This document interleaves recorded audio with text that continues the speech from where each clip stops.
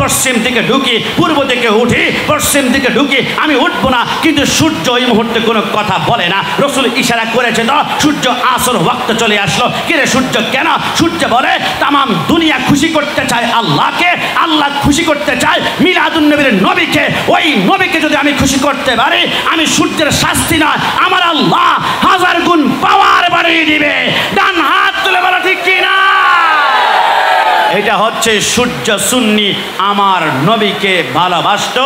এমনকি আসমানের ফেরেশতারাও সুন্নি। আমার রসুল বলে মেয়ারাজের রজনীতে সিদরাতুল মুনতাহা যখন পার হলাম, জিবরাইল বলে আগার এক সর মোয় বারতার ফারাম পুরোগে তাজাল্লি বেসুজাদ হারাম। নবী এক জাররা পরিমাণ সামনে যদি যায় তাহলে আমার 400 নূরের পাখা জ্বলে যাবে। জিবরাইল কেন?